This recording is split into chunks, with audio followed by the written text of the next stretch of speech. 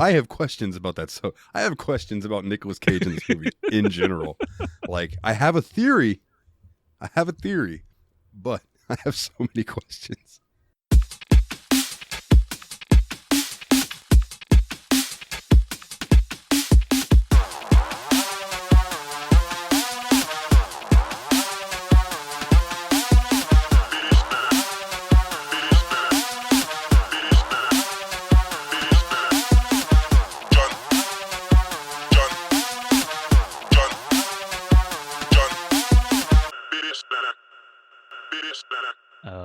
You ever see somebody with a haircut that looks like they went to the barber and said, I want everyone to know that I'm offended by everything? Yep, I know the exact haircut. Well, actually, I can think of two haircuts. There's two different specific kind of people. Since you've already got something in mind, what color dye job is the one that immediately comes to your mind?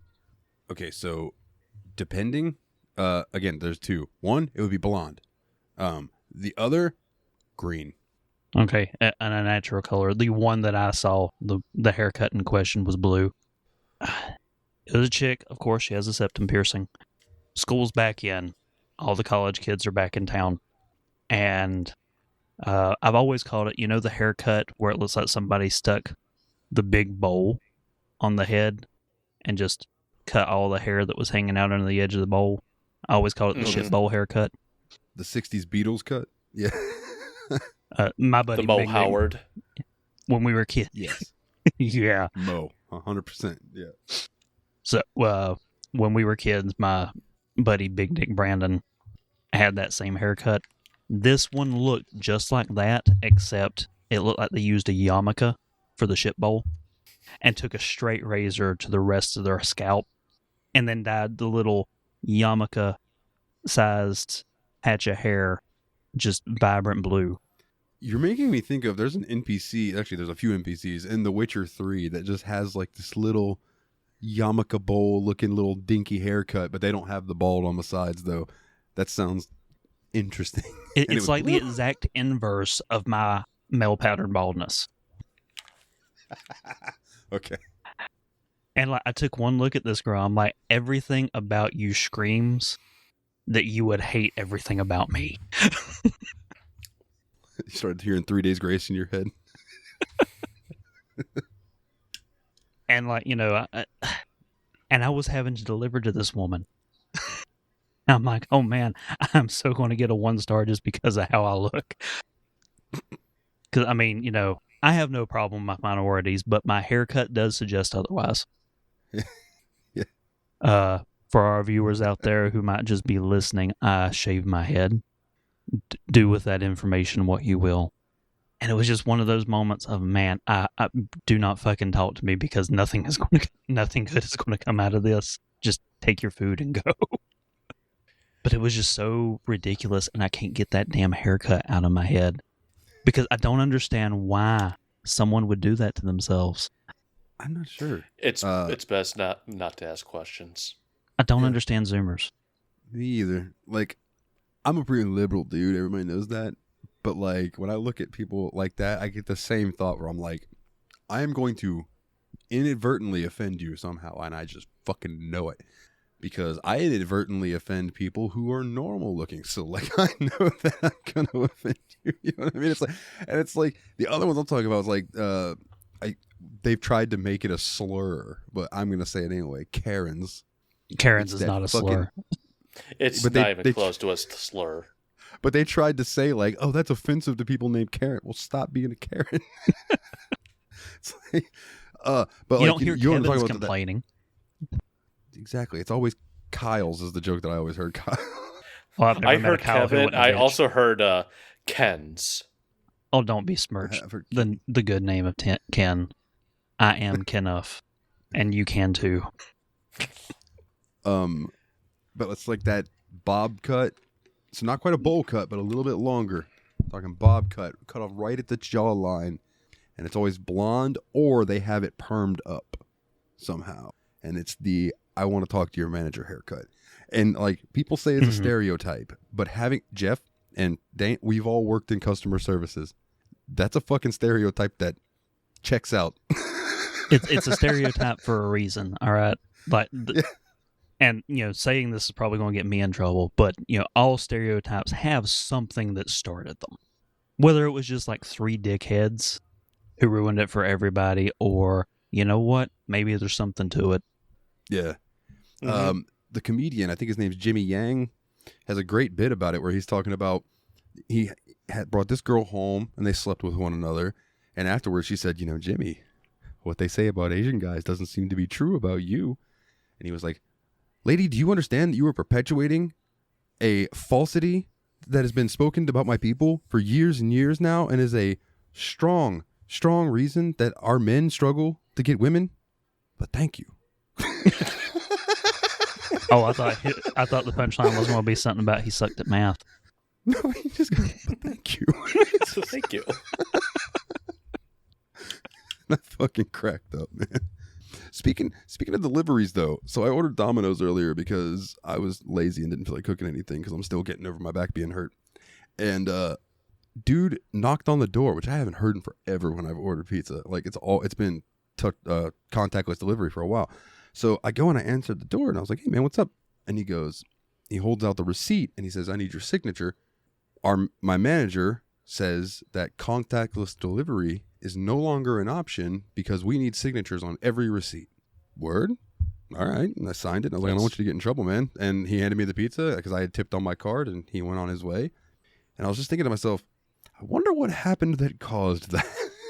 That's the question that I had. I'm like, what happened? Because our Domino's has had some issues over the years. So. I guarantee people probably just stealing pizza.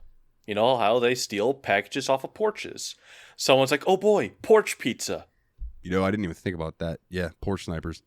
Did you say assholes. Porch snipers? Yeah, I think that's what they call them as porch snipers, is that they look out for packages on porches and then they run up and steal them. You see, what I immediately thought of is, obviously a proper sniper is like, all right, where are those? It's like they have a big old high caliber rifle. It's like, where's the porch thieves? There's one. Bam! Bam! Your Amazon package is protected. For some reason, this is putting me in the mind of the world's greatest shit post. A dude had put fake ring cam footage on Twitter about a skinwalker that kept stealing his DoorDash. Oh, that's awesome. I was thinking of something else. I thought this was the glitter bomb. Oh no, that wasn't a shit post. That man's a fucking champion. Yeah. But don't worry, it's video, okay. Nothing will convince you to never steal someone's package like watching one of those videos. Yeah, especially if you've ever dealt with glitter and you know how hard it is to get rid of glitter. Well, it's not even that. Apparently, the Mark II model, it was a part glitter. It also had a stinky bomb. Yeah, and he packed it with the finest glitter that he could buy. And I have an 8-year-old daughter who loves arts and crafts. I know how fucking terrible glitter is. It just gets to you, man. Even when you're like looking for greeting cards that has glitter on it, it's like, son of a, it won't come off. Truly. It's like when you go get the doctor's finger up your butt and then you got to try to wash that shit off your butthole and it just stays for like, unless you get out some Dawn dish soap and get up in there. I still got a year and a half before my doctor starts pretending that I'm a Muppet. Man, see, before he starts becoming a Kevin Clash. I was having issues when I was like young. I was like 20 and ended up going to the doctor and they had to do that. And I told my dad, I just hope they don't do the prostate thing. And he goes, you're too young for that. So I come walking out. We get into the car. And he goes, so how'd it go? Got a finger up my ass. And he goes, no shit. Huh. Does your family have history of prostate? Motherfucker. No, I was having other issues. Like blood nature. Let's put it that way. Well, I wouldn't think a finger in the ass would help that. So here's what she said. I'm going to stick my finger up your butt. And when I pull it out, if there's any remnants of blood, it's brightish red, we're okay. If it's dark, you're going to the emergency room. And I still don't know why. So maybe that would have meant like there was a internal bleeding somewhere up higher in my digestive system. I don't really know. Did you eat any beets? No, I hate beets actually. So no, my dad loves beets them. are delicious. I don't But know you if I have have no it. idea how unnerving it is when you go take a shit or you're pissing, and all of a sudden it has a reddish dye to it. It's just like, oh my god, what the? Oh, that's right, I had beets. Well, it's like, you eat asparagus and then you take a piss and you're like, God damn, why does that smell? Oh, right. Well, I don't eat asparagus, but there asparagus you is go. nasty. That's nasty. I'm You've not a never huge had. fan. All right. How have you eat asparagus? Is this something that you bought or got at a restaurant, or have you tried making it at home? Because I bet money had me or him. You, Jeff, because you said you didn't like it. Correct. So I never cooked them. It was always, I had my mom pan fried them in oil. She baked them in the oven, so they're nice and crispy. Hell, my dad even tried grilling them, and it was just like they're horrible. I hate them. You know what I do? And this wouldn't probably change it much for you, but like I throw them in a pan with a little butter and garlic, cook them up because that really does help a little bit. And my dad makes fun of me for this. I take the asparagus and when it's cooked, I cut about that much off the top, and that's what I eat. I don't eat the big fibrous thing at the bottom. Like I just want the treetops with a little bit of green on the other side of it. Well, the bottom probably inch and a quarter of the stalks when you buy it is so fibrousy that I always just cut that off straight out of the gate. My knee jerk was you've either had it overcooked or you got a hold of it when it wasn't fresh, and that was the reason you didn't like it. But if you didn't even like it grilled, yeah, I'll grant you probably just don't fucking like asparagus. I don't like asparagus, broccoli, Brussels sprouts, and artichoke. Man, you just eliminated like all the What? vegetables that kill cancer. Broccoli's delicious. Brussels sprouts, I'm with you unless, I think it was Alton Brown, if you shred them and then cook them in a pan with some bacon, it kind of infuses a little bacon flavor in there with them, and it makes them better. But artichokes, dog. Artichoke hearts on, goddamn, so good. But to each their own. I don't like beets, so. I eat And I don't green like beans. okra.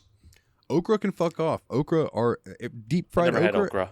It's just fried boogers. Disgusting.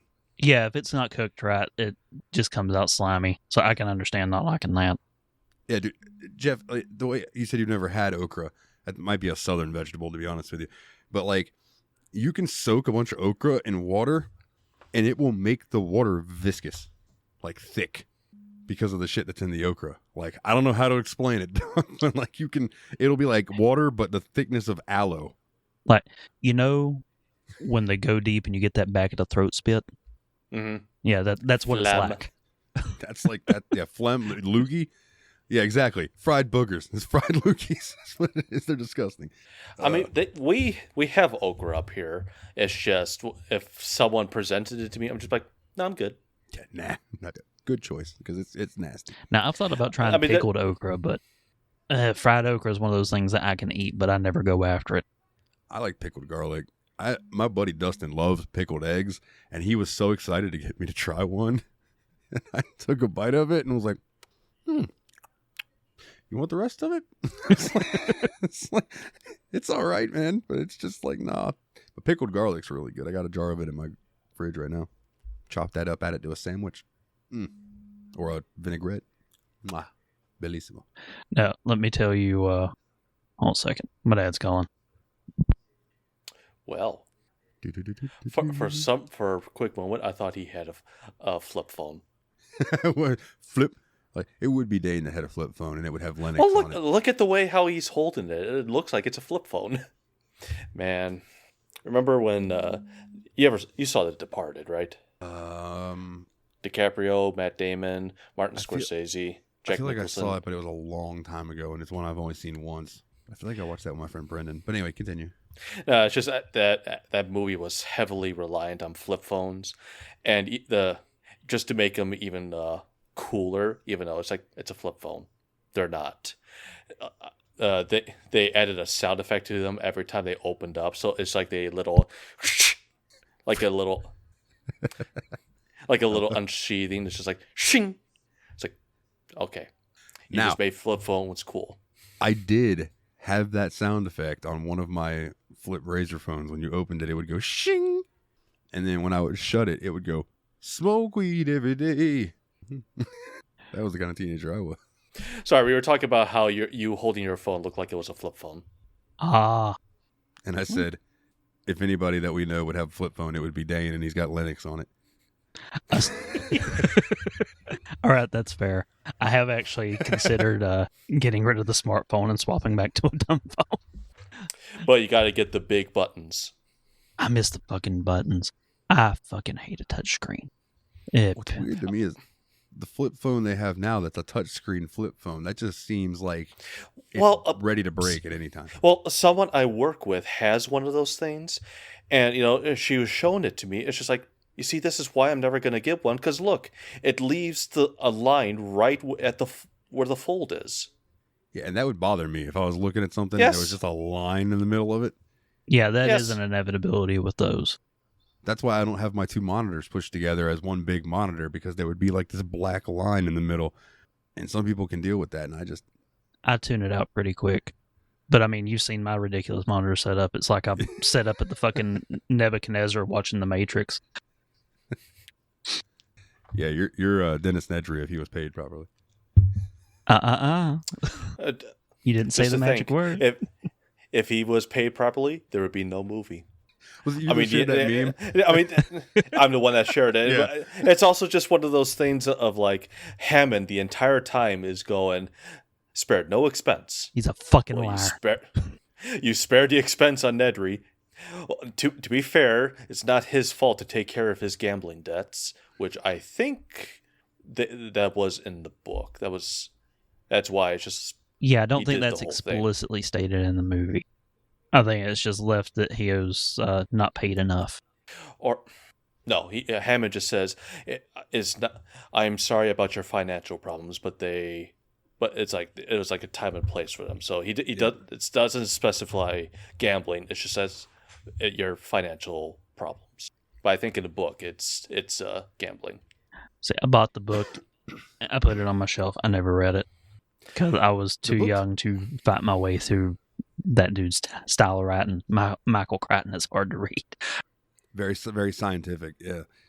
But watching Twister, hell yeah, because he wrote the script for that. Oh no shit. Know that. Yeah. So when you watch it, it's just like, wow, all these characters are assholes, and it's also scientific.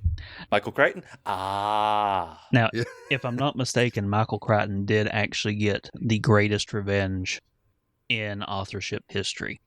I forget who the dude was that pissed him off. I think it was a book critic who talked mad shit about one of his books, and the next book he wrote had a reporter or a critic whose name was that dude's name just spoonerized, so swapping the first letters of both names, and he was explicitly a pedophile. Well, you see, that's a good way of getting revenge. I mean, whereas you've guys seen the '98 Godzilla movie, right, with Matthew Broderick? Yeah, that was actually the first Godzilla movie I ever saw. Fucking heathen. It was a second one I saw. I don't remember what the first one was called. I just know that it ends with him jumping into a volcano. 1985. Sure, but I'll tell you why. I remember director that in a minute. The director was Roland Emmerich, and he was tired that Ebert and Gene Siskel were always bashing his movies. So his revenge was the fact that he's gonna make the mayor and his assistant. It was Mayor Ebert and his assistant Gene. And it's just like, and even Ebert and Siskel made fun of him because of the fact it's like, okay, so you put caricatures, there it is, there's the word, of us in your movie, and you don't have us get eaten by the monster? The hell's wrong with you? Yeah, if he had done that, it sounds like he would have at least earned some respect from them, if not their approval.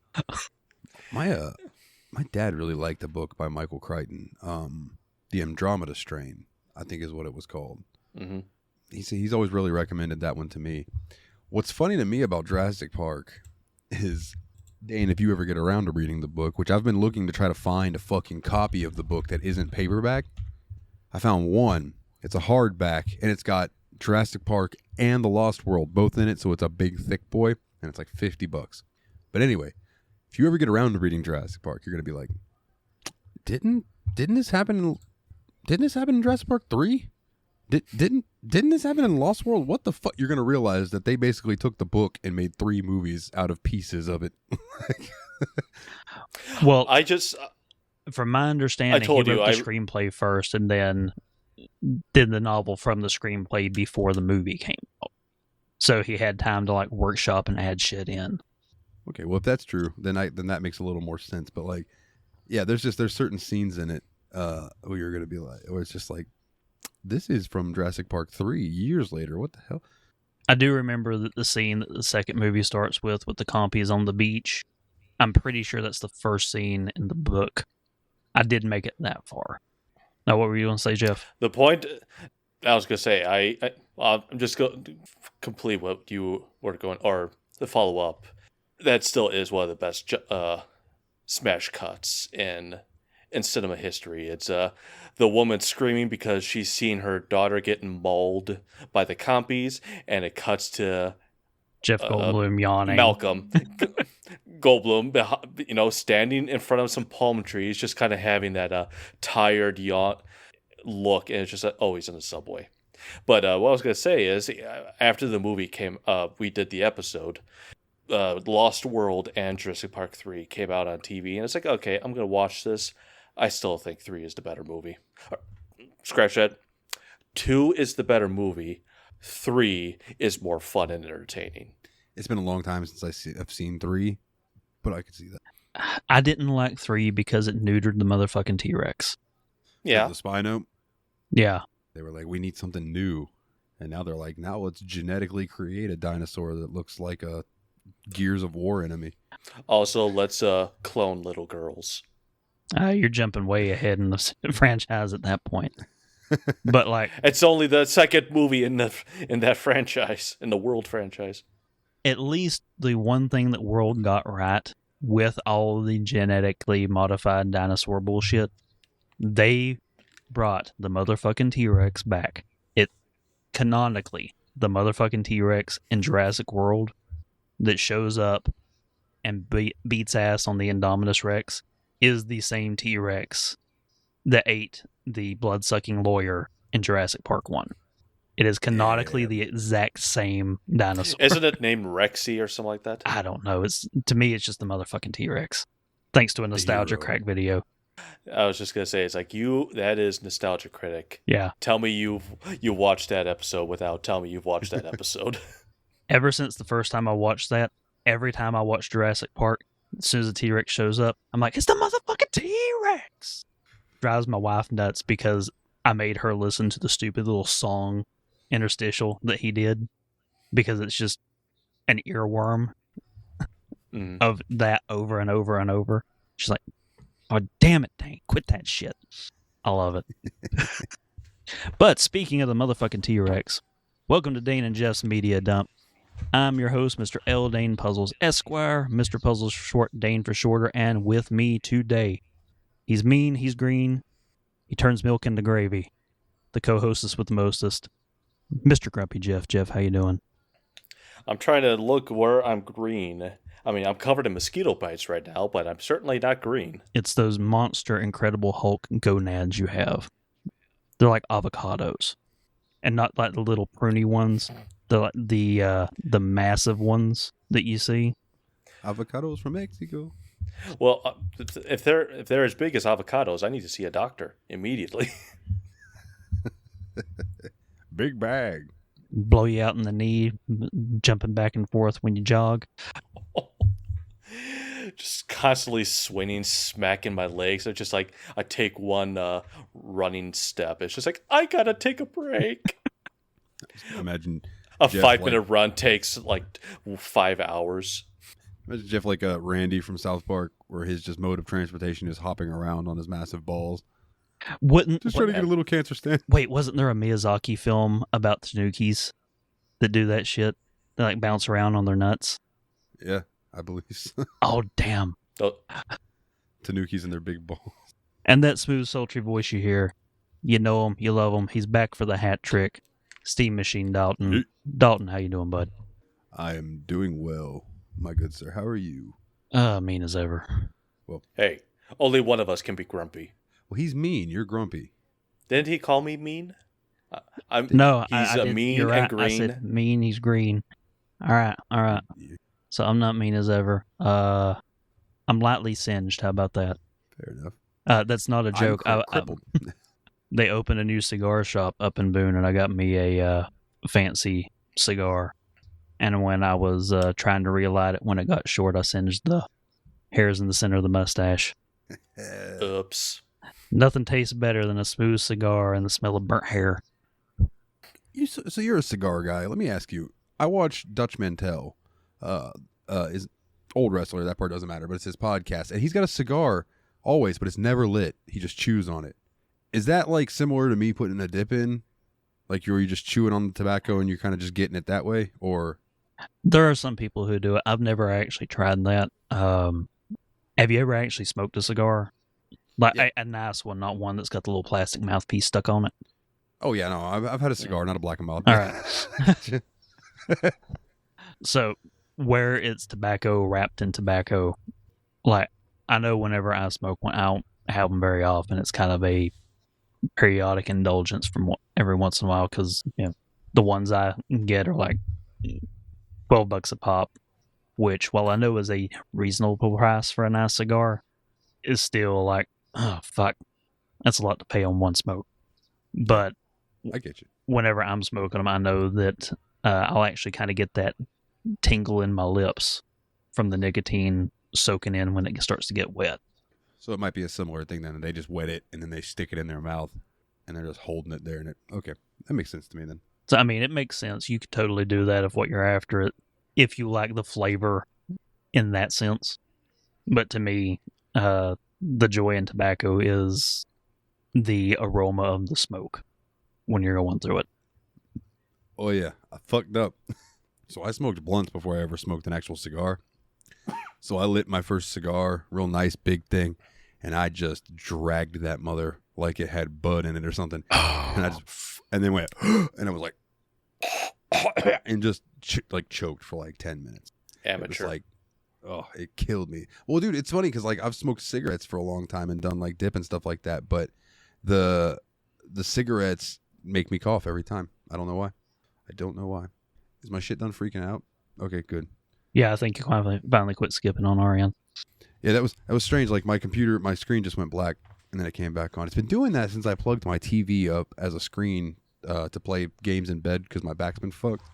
So maybe you should unplug it when we're recording, sir. Yeah, I mean, I thought you were a fucking professional. You thought wrong, motherfucker. Look, How many podcasts do you have?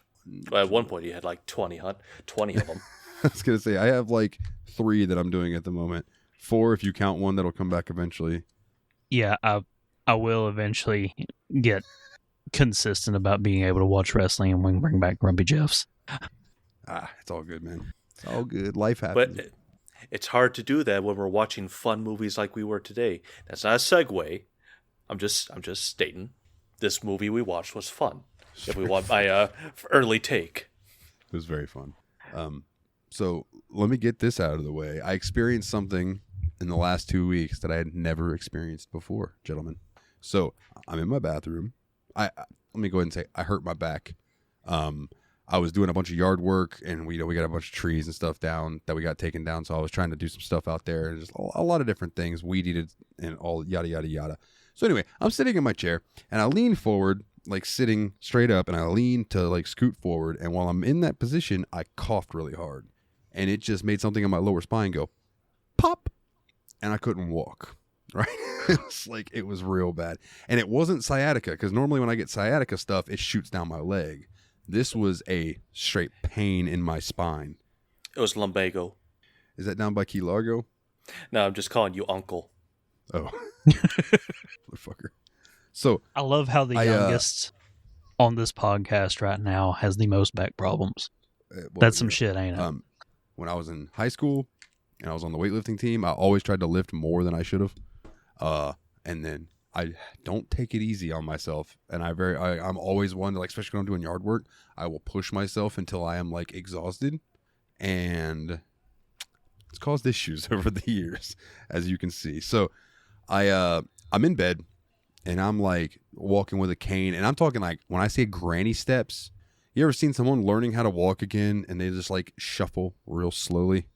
Yeah. That's how I was having to walk around. So I had fallen asleep early in the day, and I wake up probably about 11 o'clock at night. Luckily, my dad's still awake, just chilling, watching some YouTube in the living room. And I go in the bathroom to take a piss. And I didn't turn the light on or anything because I'm like, I'm just going to piss and then I'm going to wander back to bed. So I go in there, dick out, start peeing, and my vision starts doing this. Zoo, zoo.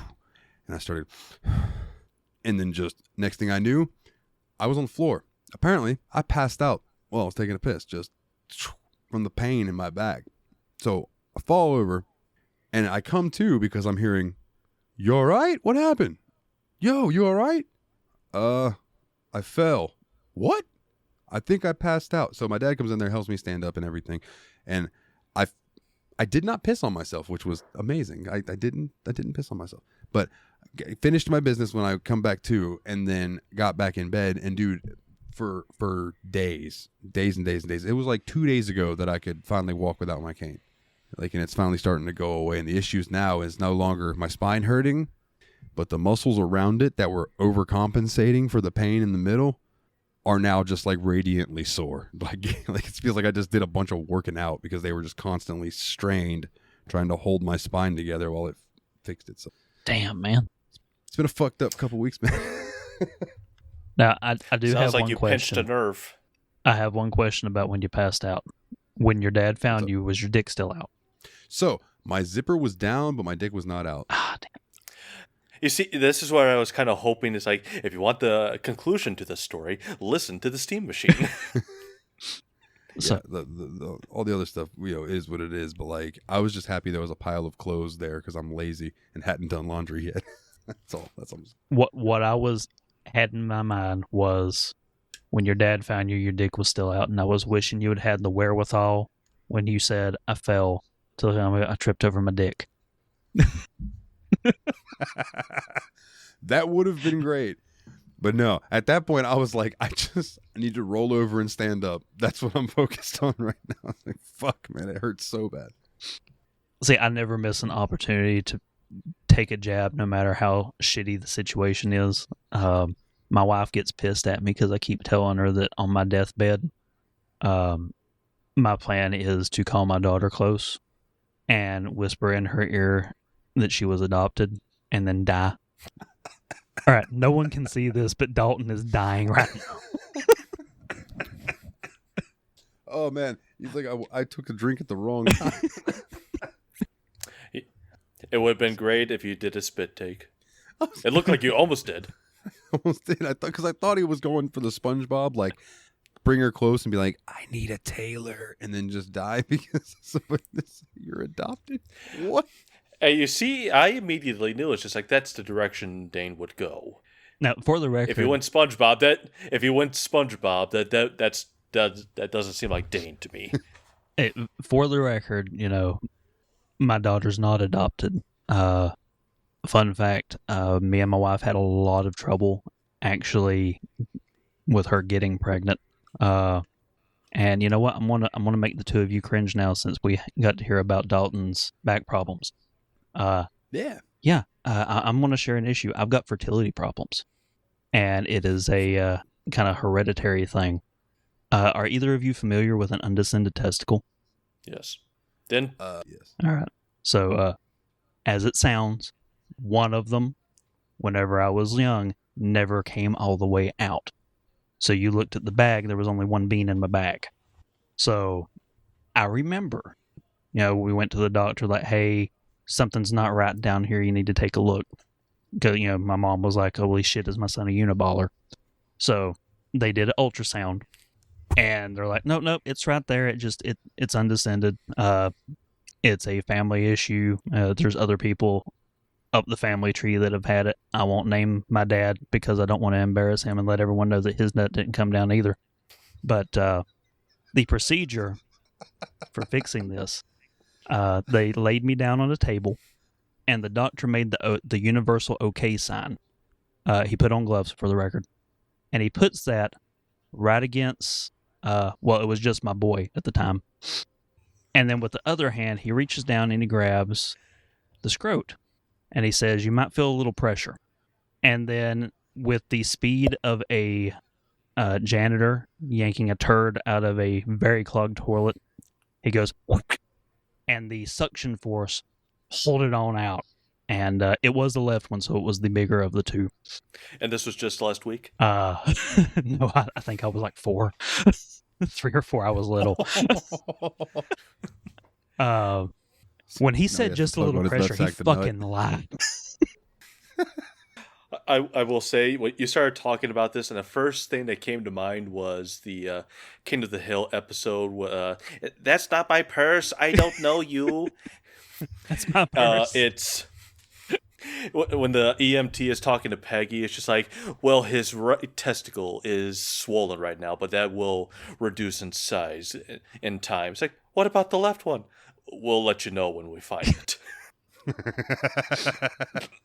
But yeah, that fucking sucked. But a side effect of that is low sperm count. So whenever my wife finally got pregnant, we had literally like a month before decided, okay, obviously it's not going to work for us. We're going to adopt. And God says, ha! And I ate a full Hemi at a diner in Charlotte, which was a 3-patty, 1/3 pound patties burger, triple stacked. Yeah. With house-made pimento cheese. Oh my god. When they brought it out, it was so big and unstable. They didn't put like a skewer through it. They had these sharpened metal or wooden dowels that they used to hold this tower of meat and cheese up. And I ate the whole fucking thing.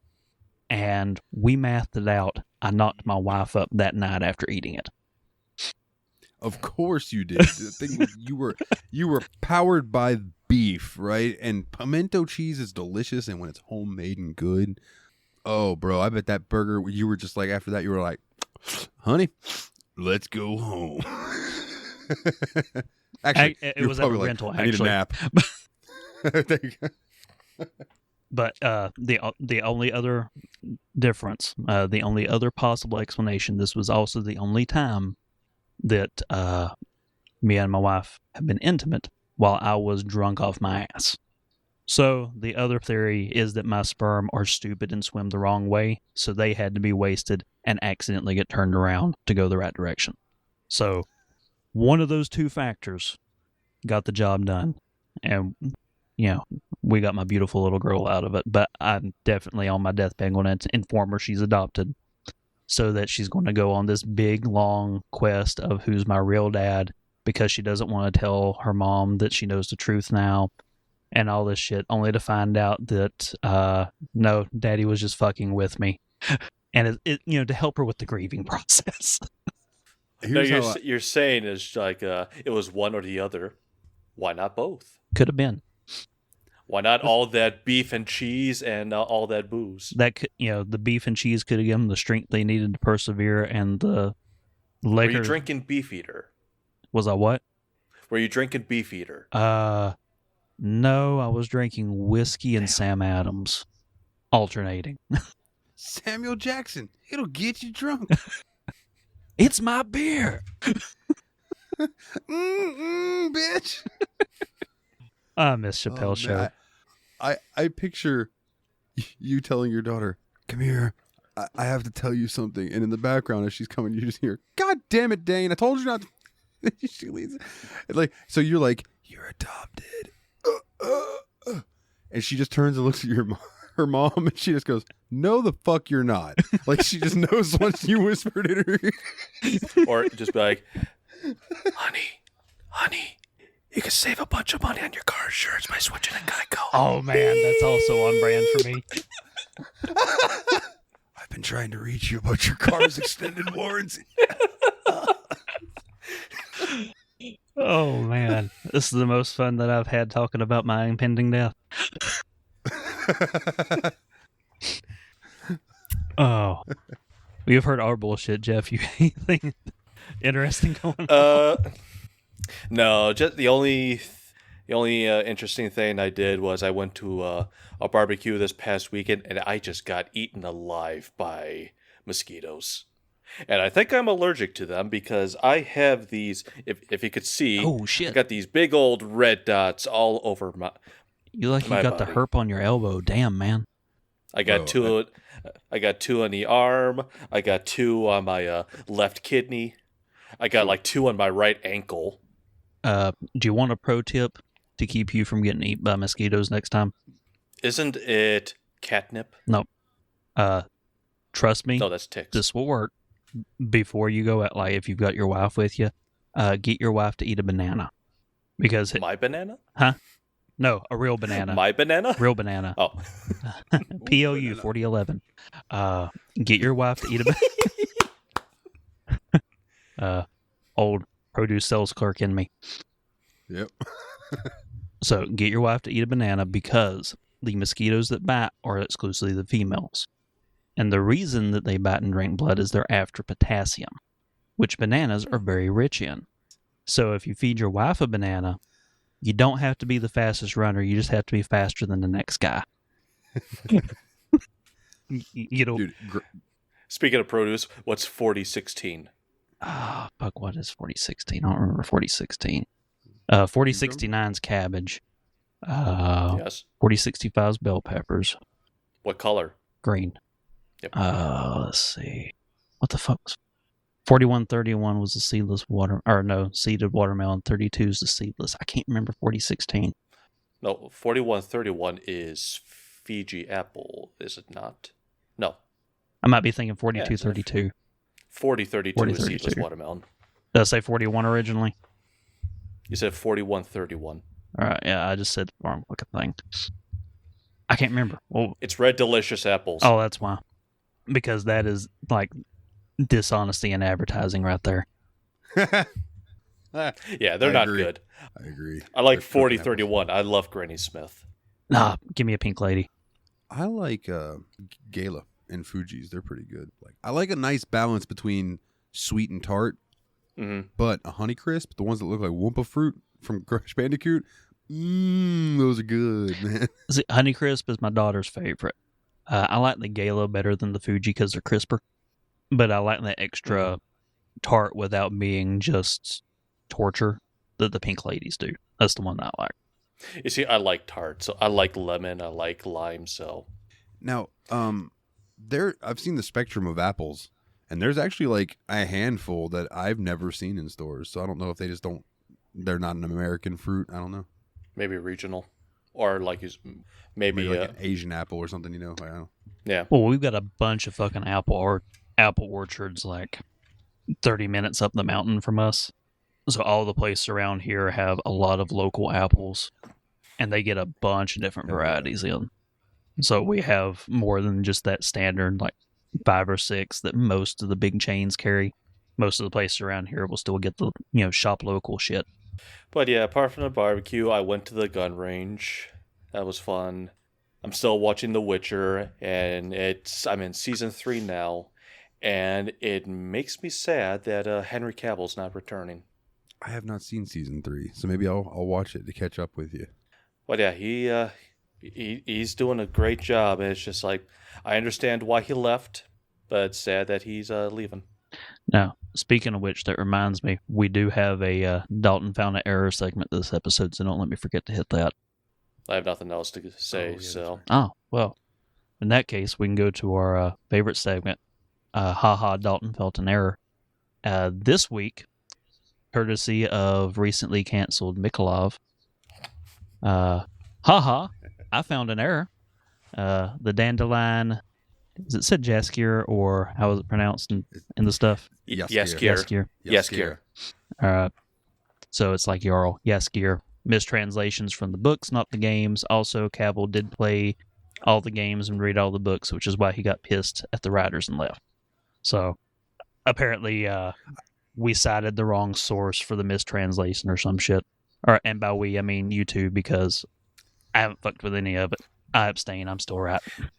Well, I don't recall any of that, but I thought for sure I stated that the reason he left was because it was basically the showrunners are just like, nope, we're done following. It's like we're doing our own thing now. Cavill's just like, fuck you. I want no part of it. Well, the emphasis seems to be that Cavill did play all the games and read all the books, not that, his knowledge and the direction they were going was why he left. Well, because he's one of us. He's a gamer. Right on. He's the man. Like during COVID, he would just put computers together with his shirt off on stream. Well, I mean, if I looked like Henry Cavill. Do everything without a shirt. It's like if I had the same dick that Big Dick Brandon has, I'd have been like him. I'd have whipped it out and shaked it at people to wave my hay. How do you think I know he's got a huge dick? He showed it off at every opportunity. Growing up, I had a buddy named Lyndon, had a massive dong, but only had 9 toes. So he used to say that God took the part of his foot and stuck it in his dick. And he was not afraid at a party to just walk out with just a towel on. And we'd be like, some of us would like to get laid too tonight, so why don't you go put that motherfucker away? Now, the dumbest shit that I was ever a party to involving Brandon's dick. He walked out, he had just got out of the shower, and we were cooking a fancy dinner for his mom because it was like her birthday or some shit, and I was helping him out. And while I was watching the stuff, he's like, I'm going to go catch a shower. And then our buddy Dooley comes over, and he walks in. Dunn hears Dooley, walks out, just dick in the wind. Didn't dry off all the way, so it's glistening. Son of a bitch. And he goes, hey, check this out. Grabs a cigarette out of his mom's cigarette pack and tucks it underneath his dick on top of his balls. And I saw where he was going with this, and I grabbed a pair of sunglasses. I still don't know whose they were. And I held them over and set them on top of it so his dick was like gonzo nosing. And then he talked. Bernie's with. And he started talking to Dooley as his dick, like Ace Ventura would talk with his ass. Yeah, for a second, I thought it's just like, hey, watch this. And he puts the cigarette out on his dick. It's just like, wow. Now, I used to joke that I wanted to get a tattoo on the side of mine of flames so it looked like I was going faster. Go Warhammer. But I'm pretty quick already, so paint it red. You know what? So, I guess that's enough of that bullshit. Do we want to go ahead and dive into the topic for the day? Hell yes. We have a lot to discuss. That sounds wondrous and wonderful. So, I inflicted you boys with a wonderful, wonderful Nic Cage flick called Willy's Wonderland. And now for our mandatory internet article blurb, this time courtesy of Rotten Tomatoes. Willy's Wonderland, released February 12th, 2021. A quiet loner, Nicolas Cage, finds himself stranded in a remote town when his car breaks down. Unable to pay for the repairs he needs, he agrees to spend the night cleaning Willy's Wonderland, an abandoned family fun center. But this Wonderland has a dark secret that this janitor is about to discover. He soon finds himself locked in an epic battle with possessed animatronic mascots that roam the halls. To survive, he must fight his way through each of them. So, he wasn't really threatened in this movie, was he? He always just took care of the situation. Like, he had done this just last Tuesday. I had so many questions. I think everybody did. I have never seen a more subdued yet over-the-top Nicolas Cage. So, my first question, was this the first time you've both seen this movie? I had never even heard of it. I've heard of it. I knew for a fact it's like, oh, it's Five Nights at Freddy's if done poorly. It's like, no, this was Five Nights at Freddy's done right. No. No, that's what I'm saying. It's like, it's got Nicolas Cage. How can it be done poorly? Apparently, these people have no idea what they were watching. So, this is probably, I talked about false advertising earlier with the Red Delicious Apple. This is the most honest advertising that I think any film has ever been, because they advertise Five Nights at Freddy's versus Nicolas Cage, and they give you Five Nights at Freddy's versus Nicolas Cage. 100%, dude. Absolutely. So you two got to watch this together during the watch party. Dalton, you were messaging me as you went through it because I was out and about driving. I want to know, what was the point where you were like, okay, I'm sold? Was there a special moment where you were like, okay, that's it, fuck it, we're in this. This has stopped being an obligation. I think, and Jeff, I'm sure you have your own too, but we were watching it together, like he said in the watch party. We were watching it, and like Nic Cage shows up, he doesn't say anything, and guys, the dude, first thing that jumped out to me, I'm looking at the dude and I'm like, that's not a cigar. He's chewing on a meat stick. And we're like, I think that dude's got a Jack's beef link just sitting in his mouth. So anyway, the guy, runs him through the business, and he's like, if you go take care of this place, yada, yada, yada. Once he's in there and he's locked, and the Tex, whatever his name was. Tex McAdoo was like, let's get out of here. I hate to hear a grown man scream. I was like, oh, okay, so they know something's going on here. So I'm a little intrigued. And then just the first time that he just turns around and that thing's there and it comes out of him and he beats its fucking ass. I was like, yeah. Yeah, that was I was sold. That was the ostrich bite. Yeah. And I want to say, in case there's any question for someone who hasn't seen this movie, hasn't heard about it, when Dalton said Nic Cage didn't speak, it wasn't just for the opening. It's the entire film. He does not have any lines beside inarticulate howls of rage as he's pummeling these animatronics to pieces. He is, Nic Cage is of the German expressionist school of acting, which is like big, elaborate, over-the-top gestures. That's why he is the way he is when he's being cagey. Quickly, isn't his dad someone famous? Like, but he didn't want to use that name. Francis Ford Coppola. Yeah. Coppola. That's what. Yeah. So that scene, whenever he's mopping and the ostrich is behind him, before the camera pans over to show, in fact, the ostrich is right there, you get to see just how versatile his facial expressions are, because if you look at it, his exact facial expression is, there's an animatronic ostrich standing behind me right now. Like, explicitly those things. It's not, there's someone behind me. It's, there's an animatronic ostrich standing behind me right now. And when he turns, you can see, yeah, I fucking knew it.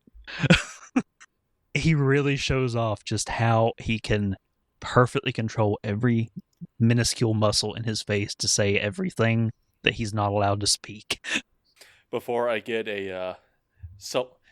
someone found an error. If I'm reading the family tree correctly, Francis Ford Coppola was his uncle, not his father. Well, I knew he was in the Coppola family, and that he refused to use the family name, so that's why he goes by Nic Cage. Which is a cooler name, in my opinion. Of course. It's actually funny. After we watched this, all of a sudden, what was it? The Unbearable Weight of Massive Talent came on TV the next day. I was just like, all right. I Mm. was watching that movie, talking to you whenever we were planning out the final list for Spooktember/Spooktober, because we also brought up, are we going to revisit Nic Cage month this year? And that movie was mentioned, but spoiler, that movie will be saved because that is more of a grand finale for Cage Fest after we've got a few years, because it's just so wonderful. But that's not what we're talking about. I've never We're seen always this talking movie. about Nicolas Cage. Nic Cage plays himself. Yes. That's all I need to know. And Pedro Pascal is in it. Yeah, before Pascal fatigue started setting in, because he's in every fucking thing every time I turn around now. Yeah, I'm sick of seeing it. Okay, so when it comes to Willy's Wonderland, I have a question for both. We might have answers. I have observations. What do you think? Because I have a theory on this, but what do you think Mustard. Nic Cage was? What did he represent? Who was he? Himself. He's a former Marine. Okay. So my theory is that he's the stand-in for the playable character in a video game. So silent protagonist doesn't talk. He's Claude from Grand Theft Auto 3. He would make a great Claude. But like, yeah, silent protagonist. Every now and then he had to take a break, and what do gamers usually do? They fuck off from the main mission for a while and go and do something else, like play a mini game. I immediately went to Yakuza, where it's like, oh, I need to go save this person, but first I'm going to go do karaoke. And that was the way he was. He was like, oh, soda time. Now, that's another thing. What was in that soda? Punch. Was this like Slurm? I think that it was that universe's equivalent to Power Thirst. That was another thought I had. Yeah, Power Thirst. It was what Punch Pop was what it was in the Punch soda. It was Surge. Like a smack of caffeine or something like that to your lips. Well, I don't. We say it's just because he needed a break. I think secretly he was or something. So, But he has to be. But then at the end, when he has the soda and his alarm's going off, he gives it to the kid. So it's like, is he diabetic? all right. So I don't know. All I know is I will say that was one of the funniest moments. Is he had just killed one of the animatronics. I don't know. I don't remember which one. I just remember that all of a sudden he finishes killing it, and all of a sudden the alarm starts going off. He's just like, hold on. And walks to the break room to have a soda and starts playing pinball. And the kid and the animatronic are just like, what? Yeah, he hands her the fucking switchblade and just like, I'll be back. He just leaves. They were fighting the chameleon on that one. So here's my theory. This is why I say he's a Marine. If you look at this is not Dane trolling for internet theories. This is a Dane original. In his car, hanging from his rear view, is a set of dog tags. So he is former military. And the reason I say Marine, if you've ever hung out with Marines, the one thing they are really, really good at is malicious compliance to orders to the letter. Yep. And when you're making sense to when me. Tex McAdoo hired him on, it was clean the place up and take locks of braids. Those were his two instructions. He never stops cleaning to preemptively deal with the threat of the animatronics, to the point that when the teenagers show up and one of them tries to kill one in advance, he stops her and won't let her. Takes her knife. Like, no, not the job description. I'm here to clean, and you're in the fucking way. And when it's break time, Which baffled me. It is goddamn break time. I don't give a shit what's going on. That was one of the... I mean, I know there would have been no movie, but like when the first one attacked and he killed it, I would have taken all of them out right then and there. But then I also had the thought, but then if you piss them all off at once and they swarm you, that could be an issue as well. He would have taken them. Yeah, well, obviously he would have. But, which was the creepiest animatronic to you guys? The fairy.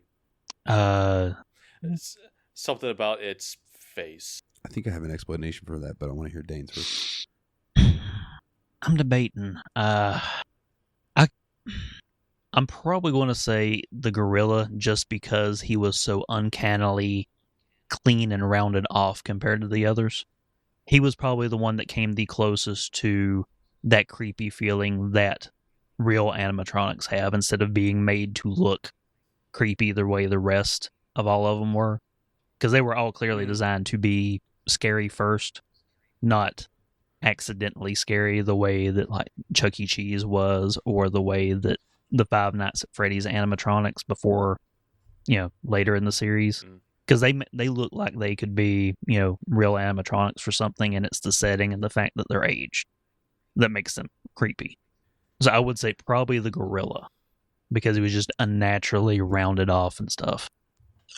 So I agree with Jeff. I think it was the fairy for me personally. And I think why is because it was the only one that you could tell was a human with an abnormally large head with a large face, so it made it uncanny.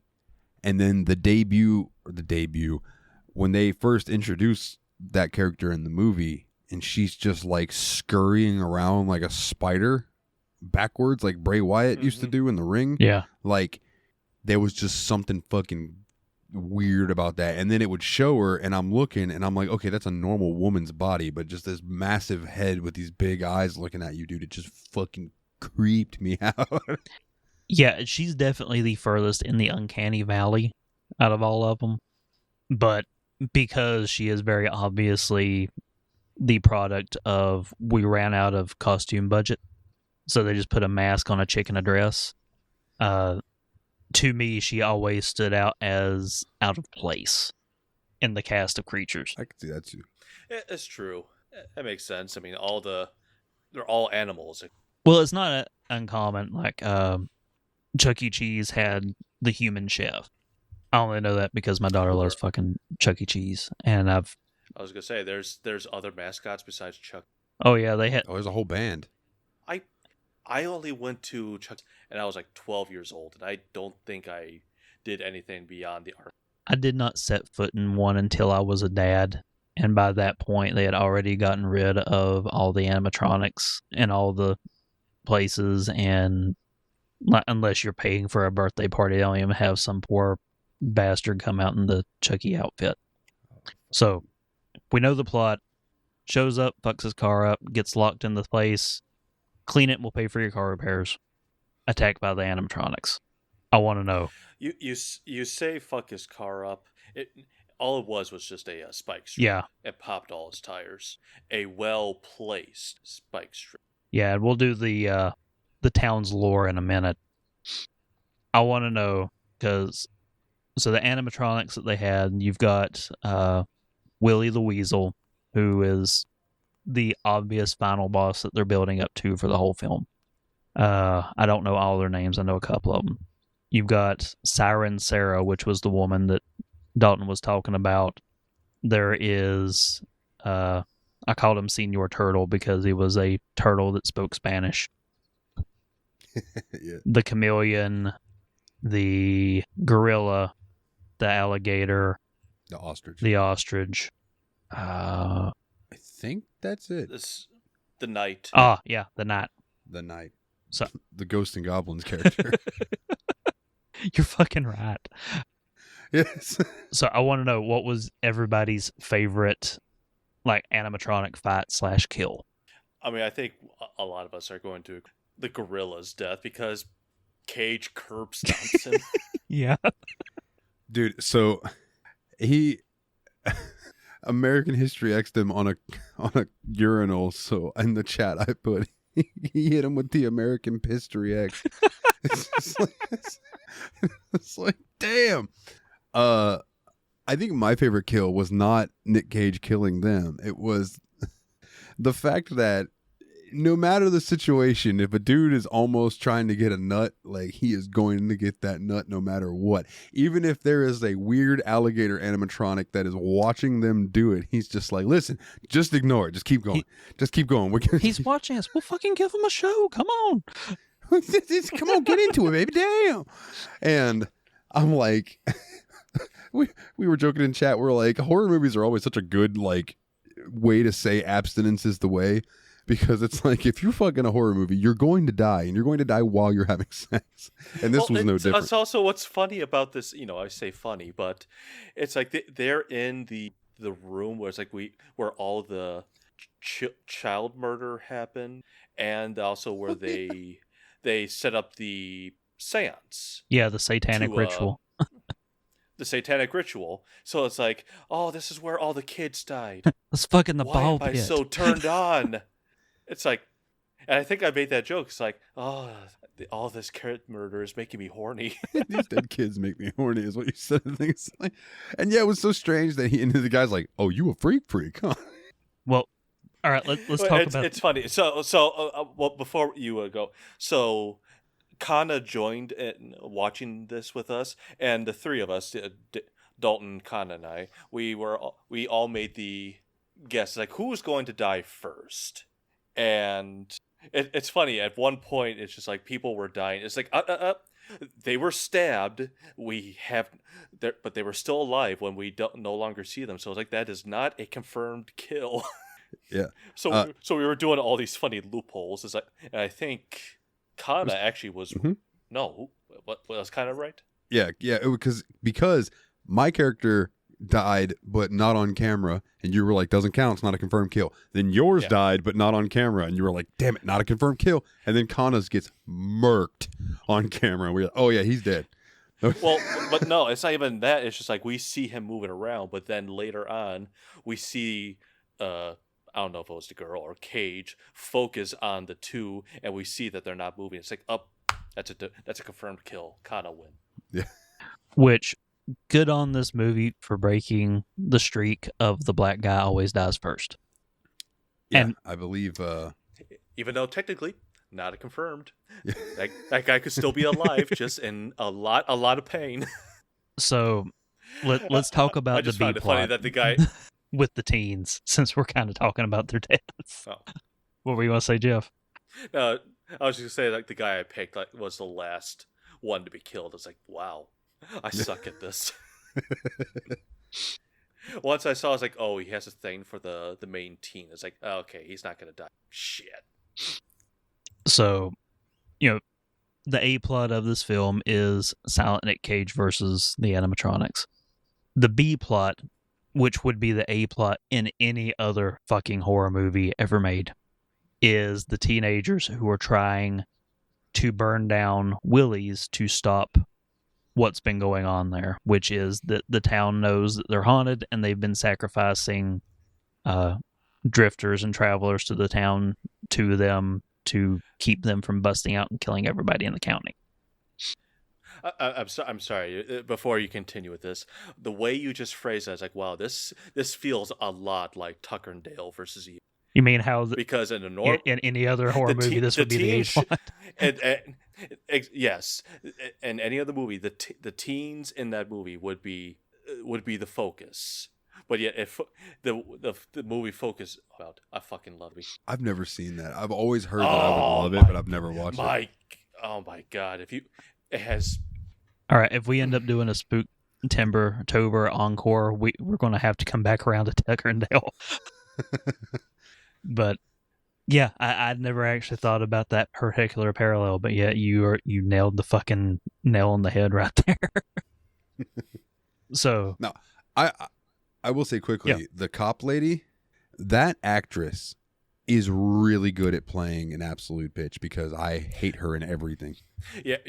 I looked her up. I was like, she looks familiar. It's just like, oh, it's her, and everything that she's in, she plays a bitch. She's a mean old coot, and she plays it really well. And she gave her all in this fucking movie. As ridiculous as the concept was, like, she did not phone that in. Yeah, I have to say, for the longest time, she dies in other movies, and my favorite one for the longest time was her death in Speed, because she's the one that's standing on the bus steps, and the Dennis Hopper sets off that bomb, which causes her to get dragged under and get crushed by the wheel. So it's just like, yes, fantastic. Yeah, Beth Grant. Now, however, yeah, I literally cheered my computer when she died in this movie. Oh man, that particular scene. Like, not to jump ahead, but I guess we're kind of just jumbled all around. But that particular scene, when are we ever on topic? Or and it's flashing, and she's like, "Willy, come get him!" Blah blah blah blah blah blah blah. And Willy appears behind her, and I was like, "Oh, it's about to go down." And I just wasn't expecting her to get sheared straight in half, though. Yeah, I thought she would get impaled or something, but no, it's just like you could still see her bottom half just standing there. It's just like, wow, Willy, nice kill. I went, yeah. It was awesome. So, the B plot with the teens. Yeah, the B plot. The final girl, what was her name? Liv, I think. Something like that. Yeah, Liv. Yeah. Liv Tyler. So, her parents were the ones who were sacrificed at some point whenever she was a kid, and she managed to survive the slaughter and has been raised, I guess, as like a foster kid or adoptive daughter by the sheriff. The bitch sheriff was her guardian, whose name was Sheriff Lund. And I'm sorry, but if like Lund doesn't say cunt to you. Yeah. So her and her pack of teens who all are in total agreement, and it's accepted fact, these animatronics are possessed, they're killing people, we have to go burn this place down to the ground and stop the cycle. They contribute nothing to the A plot. The only thing they accomplish is getting in the janitor's way and getting themselves killed. And I fucking love that. If they had not shown up, the only thing that would have happened, differently would have been that they survived. Yeah. It's true. They don't make him grow as a person. Just like Tucker and Dale. They do not sway him from his mission because, he's a Marine. He has his orders. He is following them to the goddamn letter. And their impending death does not slow him down when it's time for a break. No. He hears them dying in the other room. He keeps playing pinball. And I think eventually he gets the high score. And then he's just like... I said in chat, that scene where he's really getting into it and he's like fucking thrusting it with his hips and like really getting into it. I said, this is like how I like to imagine that our Willy plays pinball when he was really getting into a table at a place, just getting in there and just in the zone with it, maybe drinking a Pepsi. But the thing that got me... Willy, let us know. So you mentioned and I forget his name. I'll scroll real quick and see if I can catch him, so I can stop calling him Black Teen Number 1. Bob. When you've got a generic name like that, you're not going to fucking survive the movie. So when Liv first goes in because she's going to save Nic Cag and get him out of there, and they're all like, "We just heard her scream. We have to go in and save her." He is the only fucking voice of reason. He turns around and starts to walk away from the building. And they're all like, "Well, dude, where you going?" Yeah. He's like, "I'm leaving." What? Do y'all not want to do the thing that's not going to get us killed tonight? Yeah. If they would have listened to him, they all would be fine, and the girl probably would have made it out okay. Because he was the absolute voice of reason, and he was fast tracking the new trope. He was going to be the first. He's like, I'm going to be the brother that survives, and change this final girl bullshit in a horror movie. And then the girl's like, "It's the child murder room. You want some of this?" It's the poon that killed him.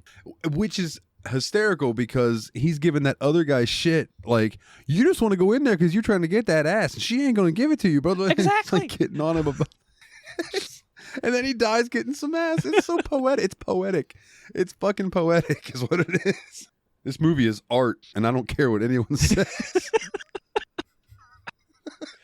Its sole purpose is to entertain, and it succeeds, and then some. Yeah.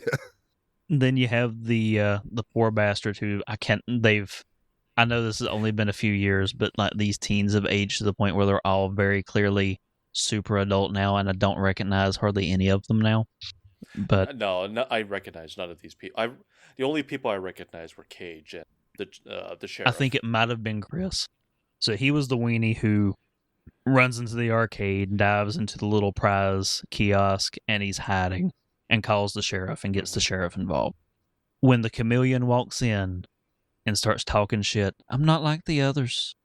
Please come out. I'm trapped. I need you to help me."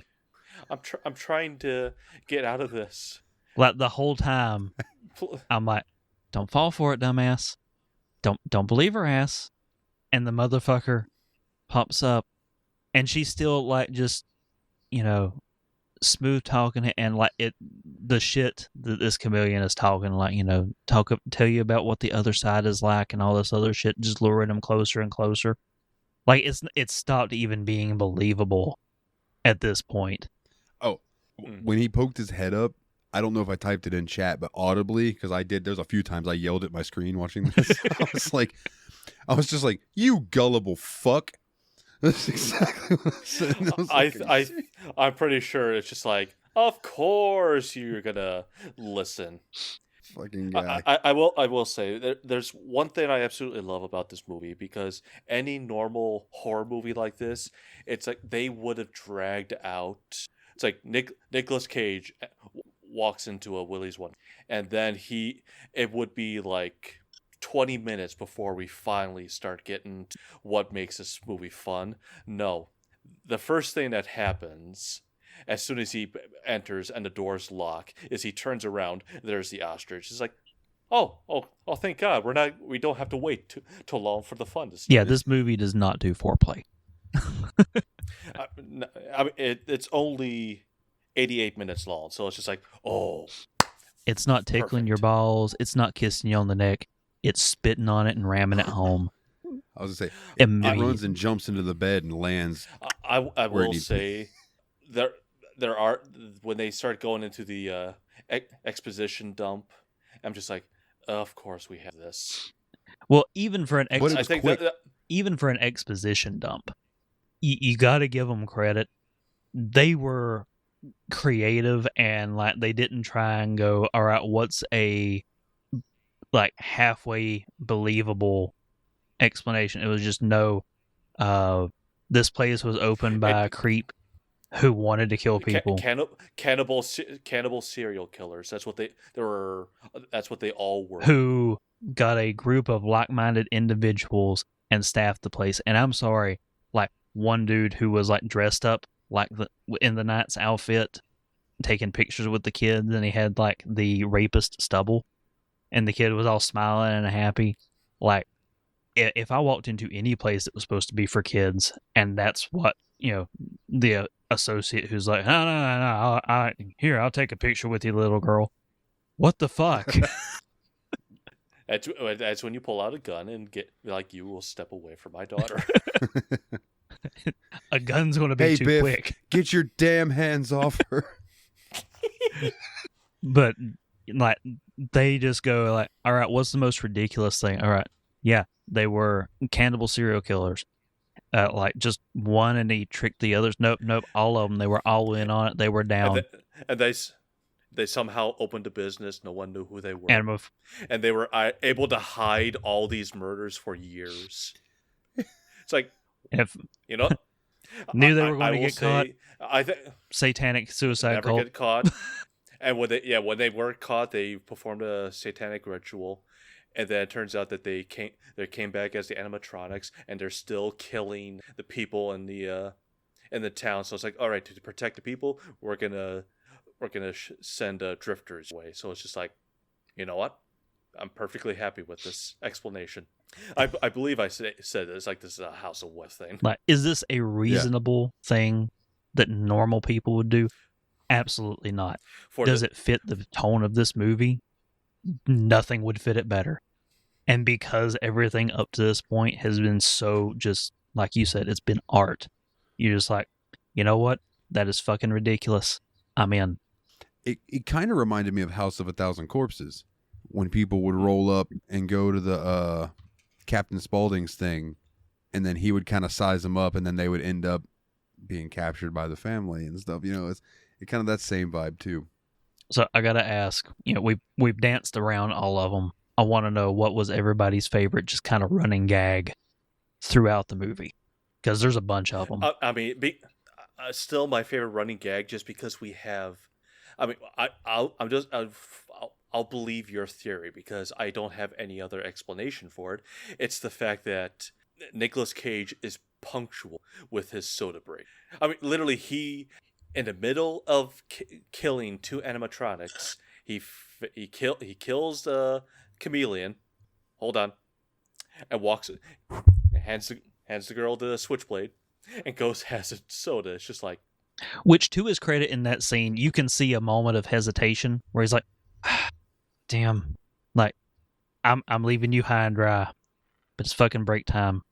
Here, take the knife." Like, I fully expect him to just kind of like give her an encouraging pat on the shoulder as he turned around and walked off. I think my favorite reoccurring thing was just the soda in general, because the first time you see it is right after his tires blow, and he goes and he opens up his trunk and he gets a soda out, and he cracks it, and he proceeds to what looks like chug the entire thing and then crunch it and throw it down. That's another reason why it made me think of video games, because it was like he was getting a power-up, because he would just kill the can, crush it, and throw it, but then sometimes he wouldn't. Like, he would have a can that he was just sipping, but there were multiple times where he just took a whole one to the head real quick, crushed it, threw it down, and was like, all right, motherfucker, let's go. It's Fortnite. Which... Because that's how you heal yourself, right? You drink a soda or something?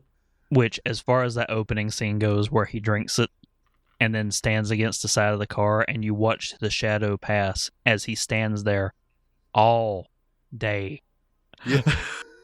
And then a tow truck shows up. Now, the implication, because he never speaks, the implication is he just decided, all right, I'm going to stand here until someone shows up, because he clearly didn't call for the tow truck because he never speaks throughout the entire film.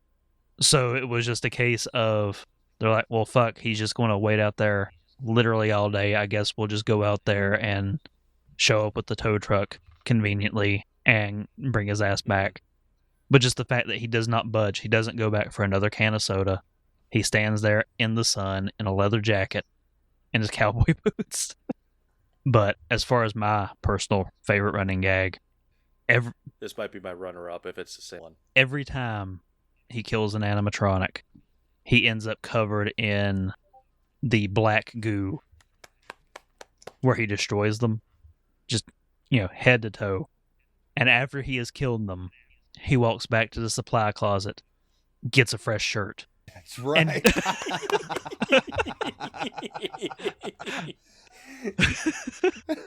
I think in the chat we had a debate. What's he going to run out of first, soda or shirts? And then duct tapes any wounds. Yes. So with the ostrich, he had the cut on the cheek that he duct tapes up. With the gorilla, he tapes up his torso, presumably broken ribs or some shit. But first things first, clean shirt. Clean shirt. And then soda. And I think there were exactly enough shirts for him to kill all the animatronics and end the night. My God. The scene where they show back up in the morning and he's like, all right, well, let's go in there and see what was left. And they look in and it's completely pristine. And they're just, wow, but goddamn. And Nicolas Cage walks out in his normal getup, the leather jacket, the cowboy boots and whatnot. And he just basically sticks out his hand, doesn't say a word. He's just staring at the guy, and the guy just Tex just drops his car keys in his hand as he drives away. Which Tex was a man of his word. Mm-hmm. He did the job. He gave him the keys, even though he was very clearly excited to get this new car. Yeah, the mechanic is like, oh, I even tuned it up for her, so that it's like, man, I'm so excited. It's like, fuck, the guy survived.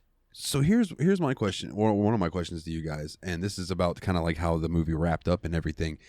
Do you think that the lady cop, do you think there was some Stockholm syndrome going on? Because you think that she would be happy that this dude was whipping all these things' asses and killing them, and then she ends up being like, no, fuck you, I'm gonna handcuff you and try to feed you to homeboy?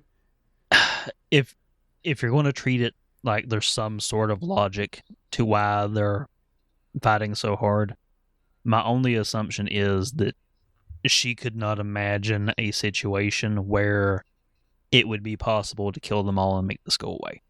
And, if they were going to sequel this, presumably, their souls are still in the animatronics.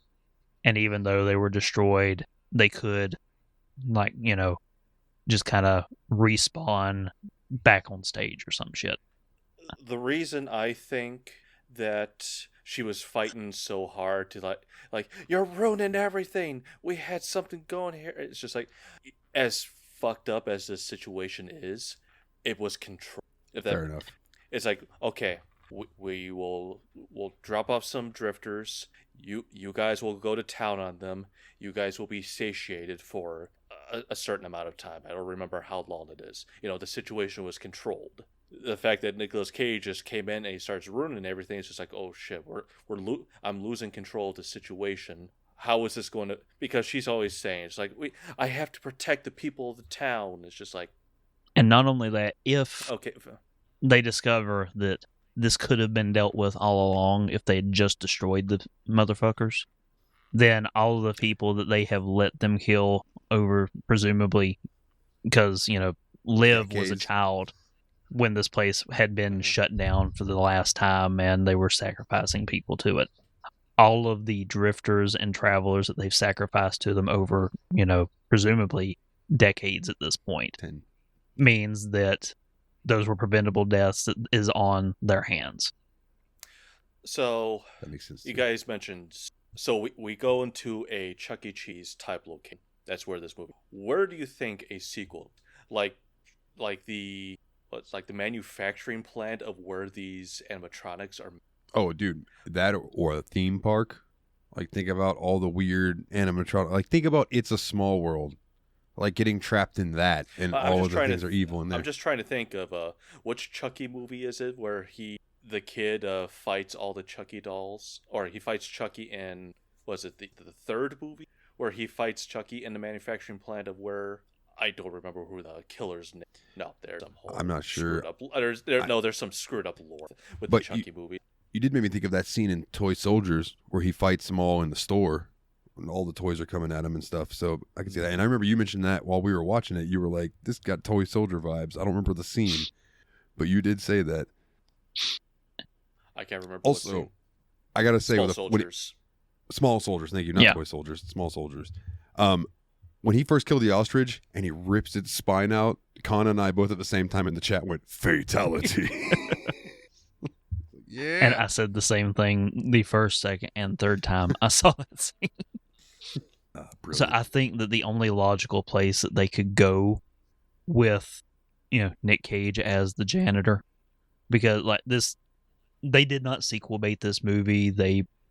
It's very clearly a standalone, perfect as it is. The only logical thing that they could do next to up the ante would be to get together with Scott Kaufman and have a spin-off official Five Nights at Freddy's movie where Nic Cage shows up there and actually gets to go against the franchise that this movie was obviously riffing off of. I know his character's name is called the Janitor, but every time you say the Janitor, I keep thinking of Scrubs. Neil Flynn, Scrubs. Yeah. I know. The character's name is the janitor. The whole time I'm watching the movie, I never really think of him as the janitor. I'm just trying to get a little diegetic with it. It's Nic Cage. It's Nic Cage, but yeah. Literally, that is his character. When you look up the cast, he's literally just called the janitor. Even the end credits is just the janitor. And I loved the ending with Tex and the guy chewing on the meat stick sitting in the car, and they're kind of laughing. And that the one animatronic left's like, "Thank you for coming to Willy's Wonderland," and then like has a gas rag and just turns the car into a Molotov, and boom! You also have to remember that the teens doused the place in gas. So not only did the car blow up, and you see it in Nicolas Cage or Vermeer. No, it's in his sunglasses as they were driving away. Or in the sunglasses, but even though he's facing the opposite direction, driving away. He's facing the opposite direction. But no, not only did they all blow up, Willy's Wonderland itself blew up. Yeah. So it was just, I loved it. It was a great ending. And they're driving away, and then he runs over the. And yeah, that's right. So literally, he kills every animatronic. Well, except for one, yeah. except the and. One. When we were talking about our favorite kills, my favorite kill was the gorilla, only because Siren Sarah survived and came back out to do that. If he had managed to seal the deal with that one and not just disabled her temporarily, that is my favorite kill because he is cuffed, and then the menage a trois between those two animatronics, the chameleon and Siren Sarah and him, and the movie shifts focus outside for a few minutes, and when it comes back in, it's a slow pan as her legs are jerking. It's the only time that this animatronic actually looks like an animatronic instead of a person with wearing a mask, because of the way they kind of did the jittery movements as he is straddling her face, still cuffed behind his back, crushing her head with his powerful Nic Cage thighs. And then he stands up and just hulks out of the freaking cuffs. Boom!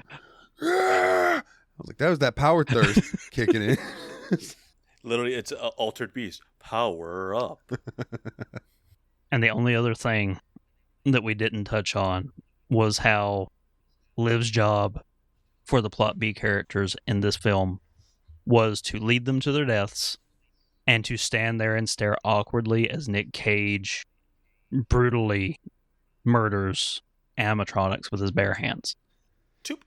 No, she led them to his deaths. I was gonna say technically she did. It's like, no. They all came to rescue her. You see, no, actually, no. I say if the teens would have just left her alone in the trailer, those teens would have been A-OK. Yeah, if that one dude hadn't been like, dude, dumbass, the door is unlocked, and they had all just took turns shoulder charging that door all night, and she had stayed chained to the radiator or whatever the fuck she was hooked up to, like, they would have all survived.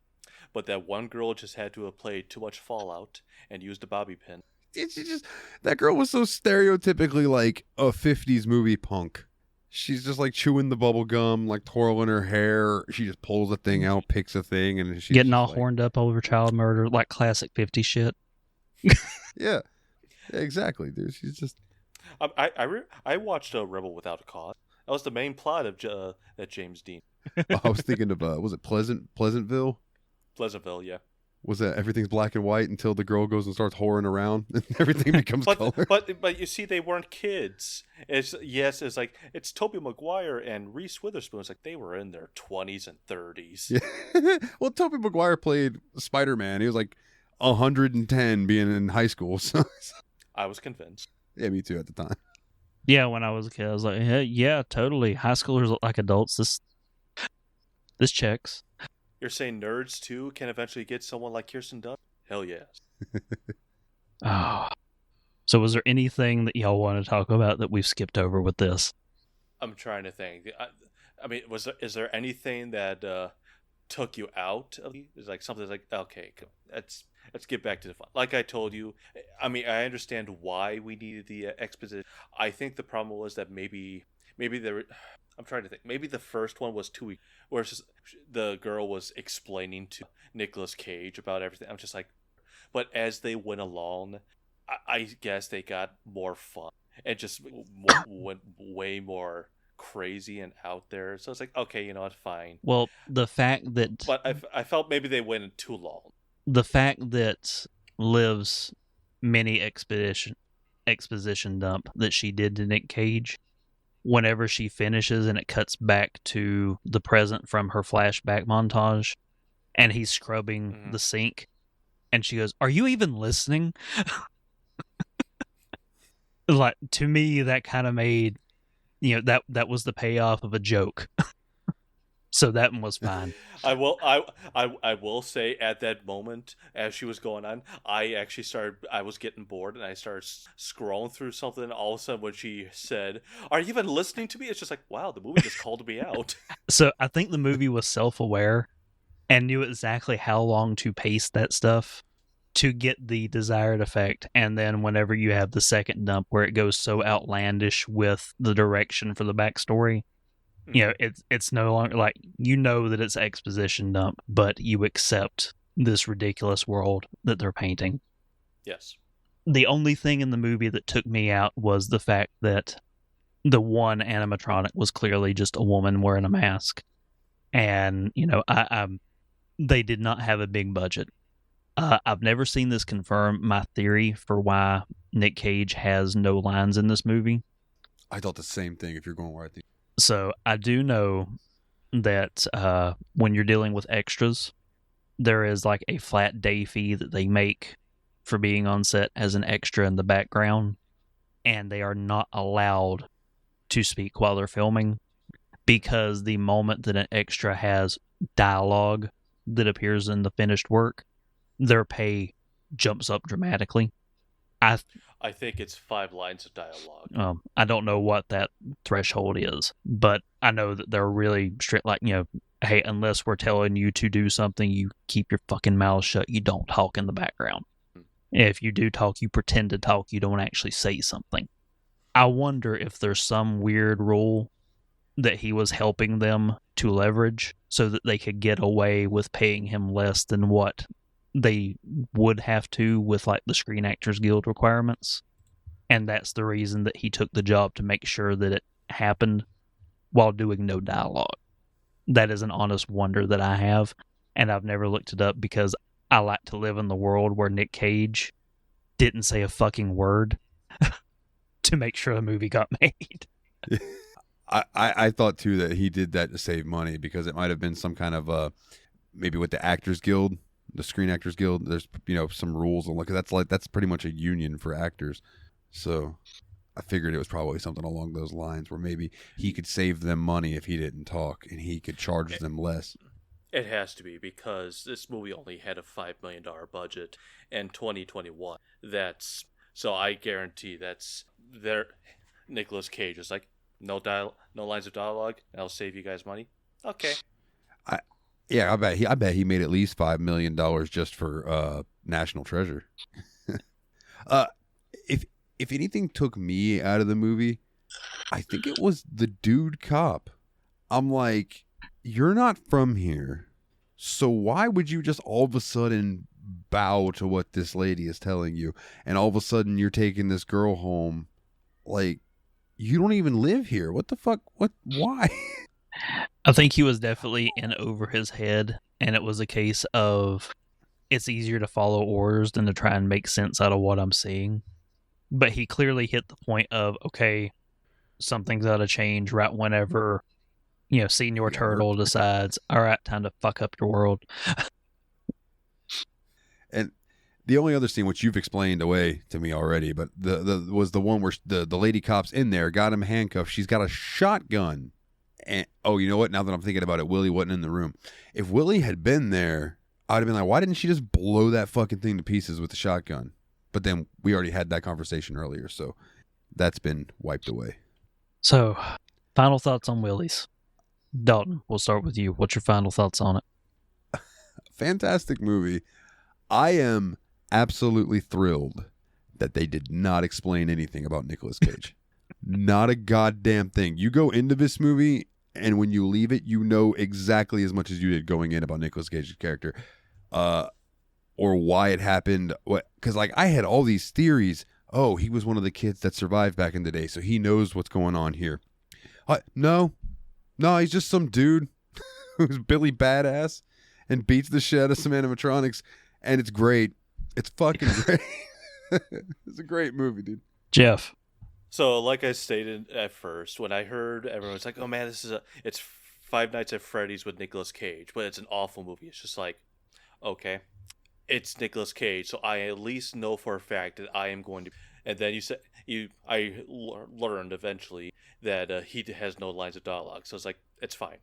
Nicolas Cage is very expressive in his actions, perfectly fine. So, even though I've heard all this stuff, I went in this movie happy. I know it seems like it's like we're back at the start of the episode. It's like, what are my first impressions now?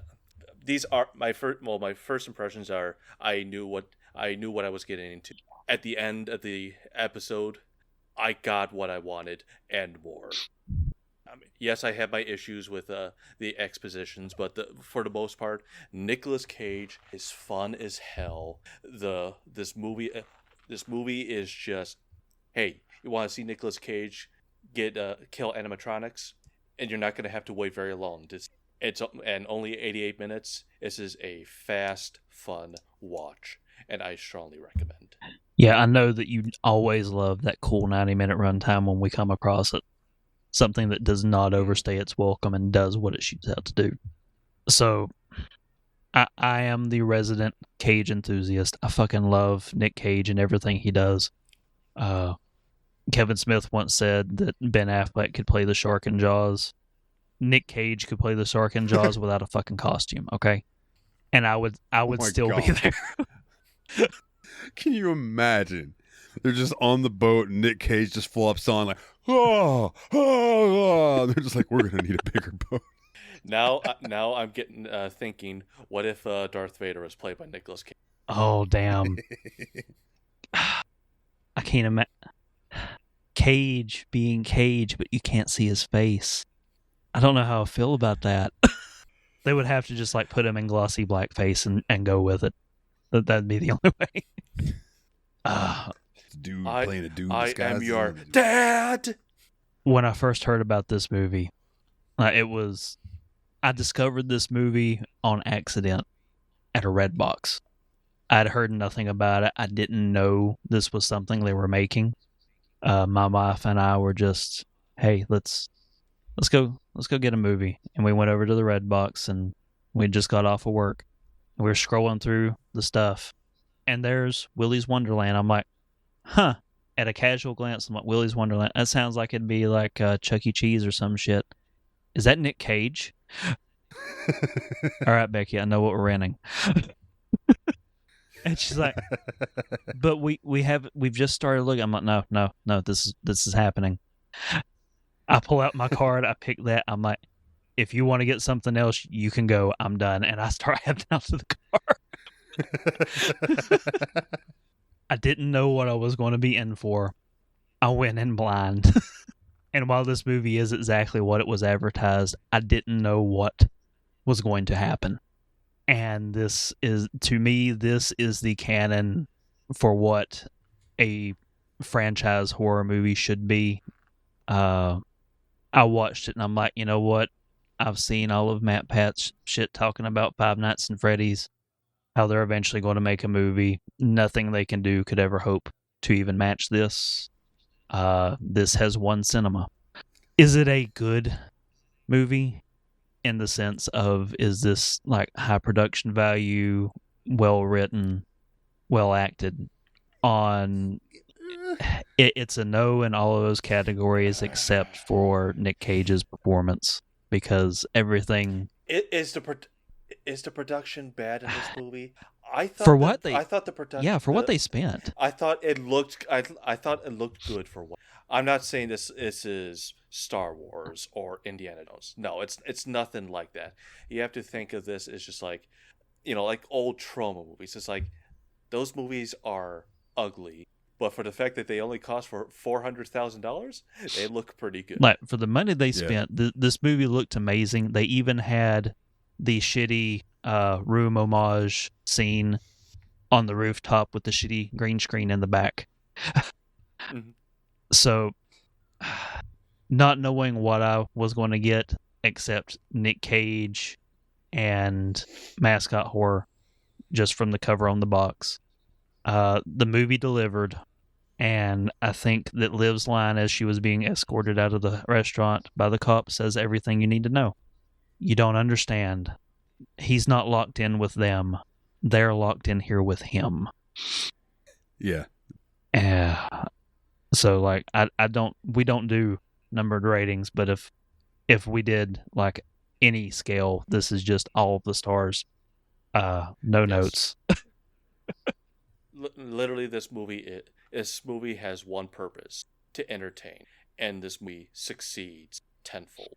This is one of the most entertaining movies we've watched on this show. I'll even go so far as to say this is a brilliant piece of cinema.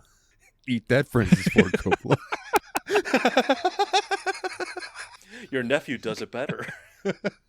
Yeah, it's not Cage, it is Cagiest, but yeah. Is it?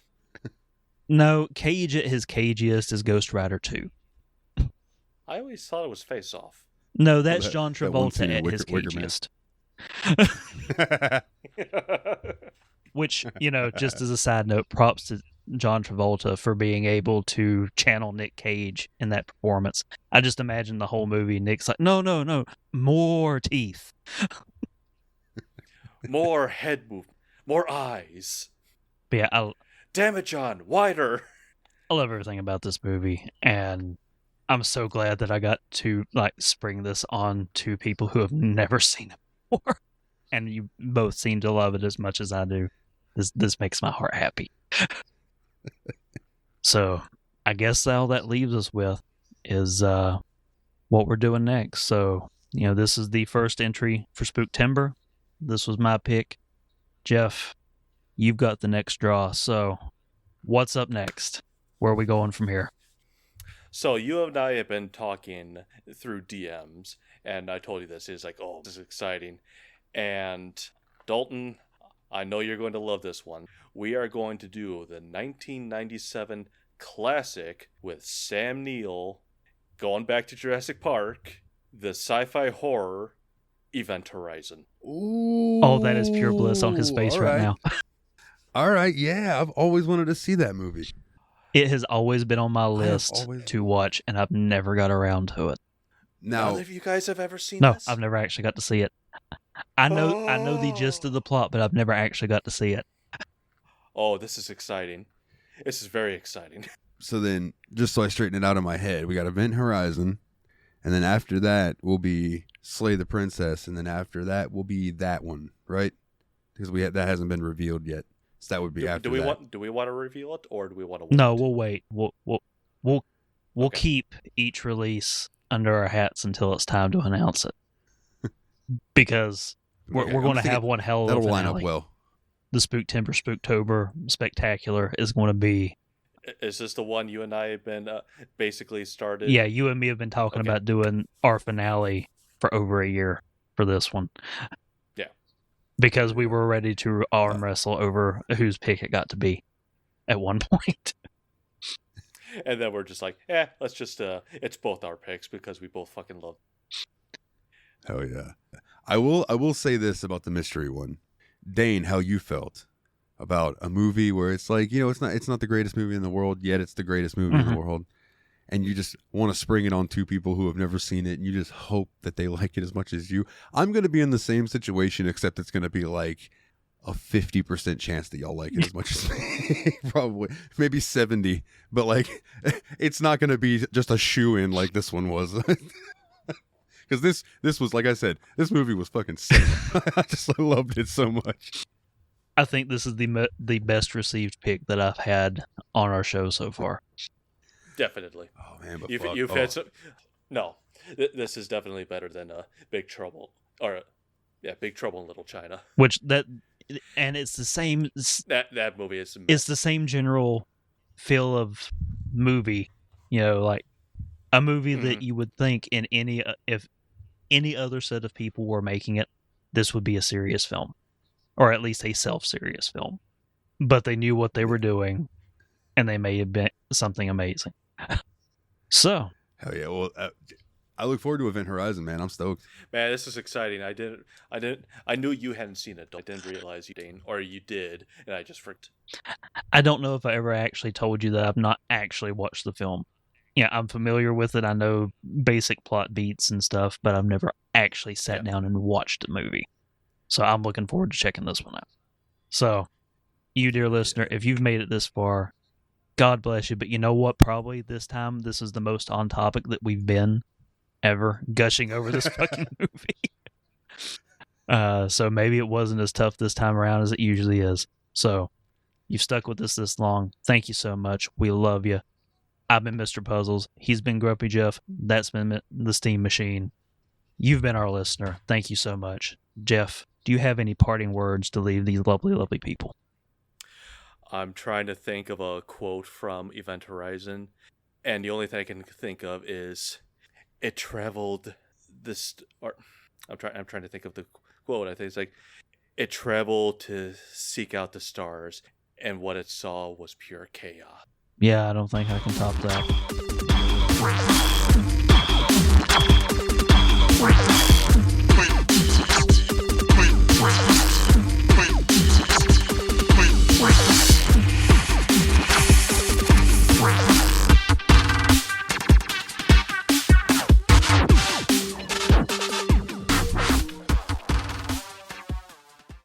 Our theme song is Pheonix Down by Nile The Nightmare. You can find a link to that track as well as his full discography in the show notes or by visiting nilethenightmare.bandcamp.com. Want to hang out with us and a bunch of other entertaining degenerates? Join us on Discord at bit.ly/TSMP Discord, all caps. Enjoy the show, rate us where you're at, and be sure to subscribe so you don't miss the next one. Do you guys remember? Yes. God, it's probably been about 10 years ago now. There was a story coming out of Florida about the baby bong and the baby bong mama, where a girl had taken a picture of her baby holding the bong, and the baby was holding the bong properly and had its little finger where the bowl goes. It became huge news. The girl was all over the news here. She was on BBC News. It was wild, right? So here's the crazy thing. I used to bang that chick because she lives here in town. And all of a sudden my dad goes, "Hey, Dalton, come here for a minute." So I go walking in there and he goes, "Is that," and I'll call her Jessie, "is that Jessie?" Oh my God, yes it is. Well, and he explained to me what happened and everything, and they were like on BBC News making fun of her forehead, calling it a 5 head and shit like this. Damn. I'm like, oh my God. I just remember texting her and being like, You're world famous. What happened? Apparently, there was nothing in the bong. There was no weed or water or anything in it. And the baby crawled over and just happened to grab it. And as she was going to take it away from him, she just was like, oh, I'll take a picture of it because, haha, baby's got the bong. And she takes it away and goes and puts it up. And she sent it to a friend of hers on Facebook, who then sent it to somebody on Facebook, who then posted it on Facebook. And it just spread like fucking wildfire. And yeah, so there is an infamous person that I have had my wiener in. And I just thought that you guys should know that.